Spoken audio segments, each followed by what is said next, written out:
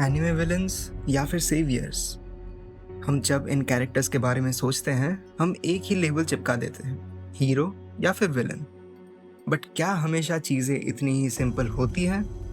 आज हम बात करेंगे 4 ऐसे कैरेक्टर्स की जिन्हें दुनिया ने विलन कहा, पर शायद उनका सच कुछ और ही था। 4 नाम, 4 कहानियाँ, लेकिन एक ही सवाल, क्या सच में वो गलत थे या हम उन्हें गलत समझ रहे थे? By the end of this video शायद तुम अपना स्टांस बदल लो। ईदर वे पॉपकॉर्न रेडी रखना, ये राइड काफ़ी स्पाइसी होने वाली है। 俺の名はエレン・イエーガー。始祖の巨人の力を介し全てのユミルの民へ話しかけている。 एरन येगर का आर्क लिटरली एक मॉरल रोलर कोस्टर है। स्टार्ट में एक इनोसेंट फ्रीडम लविंग बच्चा, एंड में एक ऐसा इंसान जो पूरी दुनिया को कुचल देने का डिसीजन ले चुका है। सरफेस पे लगता है ये तो एक क्लियरली विलन है, लेकिन थोड़ा अंदर जाओ तो समझ आता है कि उसके लिए ये एक इनएविटेबल पाथ था। बचपन में उसके माँ का मरना, फिर हर तरफ से मारने का ऑपरेशन और कांस्टेंट फियर कि तुम्हारे लोग बस एक्सटेंशन के और एक कदम दूर है। और जब तुम्हें पता हो कि दुनिया तुम्हें मारने का प्लान ऑलरेडी बना चुकी है, तो क्या तुम डिप्लोमेटिकली बैठ के सोचोगे? मेरे ख्याल से नहीं। एरन का रंबलिंग एक टेंट्रम बिल्कुल भी नहीं था। ये उसका एक न्यूक्लियर बटन था, एक डेस्परेट मूव ताकि उसके लोग सरवाइव कर सके। अच्छा, एक बात सोचो, अगर दुनिया ख़त्म होने वाली हो या फिर कोई ऐसा एक सिचुएशन आ जाए कि जहाँ तुम अपने दोस्तों को तो बचा सकते हो, लेकिन उसके लिए एक प्राइस देना पड़ेगा, जो कि है इस पूरे दुनिया का फ्यूचर, तो तुम क्या करते? क्या तुम महात्मा गांधी बनते या ओपेनहाइमर? और यही एरन का सबसे स्केरी पार्ट है। वो इविल इसीलिए नहीं क्योंकि उसने अपने दोस्तों को बचाया, वो इविल इसीलिए है क्योंकि वो उन्हें हर कीमत पे बचाने को रेडी था। तो आपको क्या लगता है, क्या एरन इविल सच्ची में था या एक ग्रे शेड जहाँ पे वो अपने ही स्टोरी का हीरो था? This world. Is the destiny of mankind controlled by some transcendental entity or law? Is it like the hand of God hovering above? At least it is true that man has no control, even over his own will. Griffith anime history का सबसे ज़्यादा disturbing yet mesmerising villain है। एक लड़का जो कुछ भी नहीं था, एक सपने के बल पे पूरी आर्मी का कमांडर बन गया। रैग्स टू रिचेस या कहूँ रैग्स टू रॉयल्टी। लेकिन ये सिर्फ उसका सपना बिल्कुल भी नहीं था। ये सपना उन हज़ारों लोगों का भी था जो उसके पीछे चले, जो अपनी जान दे सकते थे उसके लिए। और एक रात उसने उन सबको सैक्रिफाइस कर दिया। गट्स, कास्का, सब। एक डील, एक मोमेंट और पूरा बैंड ऑफ द हॉक गायब। तुम बोलो, क्या ये सेल्फिश था? जी बिल्कुल, काफ़ी ज़्यादा सेल्फिश था। बट क्या ये ईविल था? आई डाउट नहीं। लेकिन रियलिटी ये है, अगर ग्रिफिथ ये डील नहीं करता तो उसका पूरा ड्रीम क्रम्बल हो जाता। साल भर की मेहनत, स्ट्रगल, एम्बिशन, सब ज़ीरो। क्या तुम अपने सपने के लिए सिर्फ अपनी ज़िंदगी रिस्क करोगे या पूरी दुनिया? ग्रिफिथ हर एक इंसान का वो इमेजिनेशन है जो वो बनना तो चाहता है, लेकिन उसकी इंसानियत वो होने से रोकती है।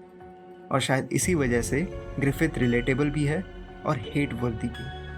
There are many types of monsters in this world.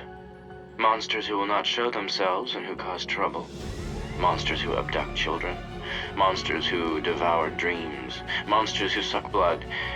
And monsters who always tell lies.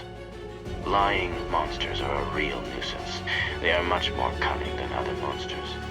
Light का शुरुआत में एक क्लियर मोटिव था, एक ऐसा दुनिया बनाना जहाँ क्रिमिनल्स का नामो निशान ना हो। किलर, रेपिस्ट, करप्ट, सब नोटबुक के एक पेज पे ख़त्म।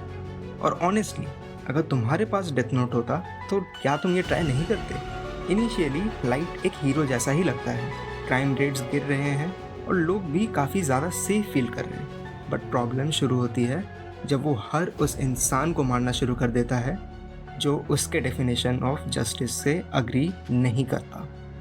अब ये बैटल गुड वर्सेस इविल नहीं रही, ये बन गई लाइट वर्सेस दुनिया। और ये डेंजरस इसीलिए है क्योंकि लाइट के आर्ग्यूमेंट्स डिस्टर्बिंगली लॉजिकल हैं। सोचो, अगर तुम सच में बिलीव करते हो कि तुम राइट हो और तुम्हारे पास अल्टीमेट पावर है, तो क्या तुम रोक पाओगे? मे बी डिक्टेटर्स भी कुछ इसी तरीके से सोचते हैं। स्टार्टिंग में तो सभी अच्छा करने के लिए आगे बढ़ते हैं, लेकिन धीरे धीरे पावर में डूब के वो भी एक ग्रे शेड में ही चले जाते होंगे। 最初から誰も天に立ってなどいない。君も僕も神すらその耐え難い天の座の空白も終わる。これからは私が天に立つ。आइजन एनिमे का अल्टीमेट मास्टरमाइंड कहलाता है। ब्लीच के स्टार्ट से लेके उसके सबसे बड़े ट्विस्ट तक हर मूव उसके चेसबोर्ड का पार्ट था।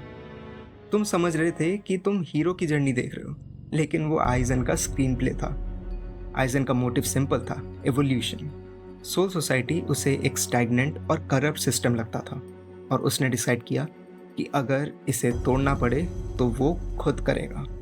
एक तरफ वो मैनिपुलेट करता है, कंट्रोल करता है, सबको पॉन बना देता है, और दूसरी तरफ वो जेन्युइनली बिलीव करता है कि वो प्रोग्रेस ला रहा है। ये वो विलन है जो अपने आप को हीरो समझता है, और मे बी उसके स्टोरी में वो खुद है भी। और शायद इसी वजह से जब तुम आइजन को देखते हो तुम सोचते हो, यार बंदा गलत तो है पर बात तो सही कर रहा है। ये सब सुन के क्या लगा कि असली विलन कौन है? वो लड़का जो अपने लोगों के लिए दुनिया जला दे, या वो इंसान जिसने सपने के लिए लोगों को कुर्बान कर दिया, या वो जीनियस जो अपनी जस्टिस इम्पोज करे दूसरों पे, या वो मास्टरमाइंड जो रूल्स रीराइट करे। बट सच तो ये है कि अगर सिचुएशन बदल जाए शायद हम भी उनकी जगह होते और वही सेम चीज़ें करते। तो दोस्तों, इन विलन्स का सच सुन के शायद आपका उनके लिए थोड़ा रिस्पेक्ट या फिर एक छोटी सी सिंपैथी जाग गई हो।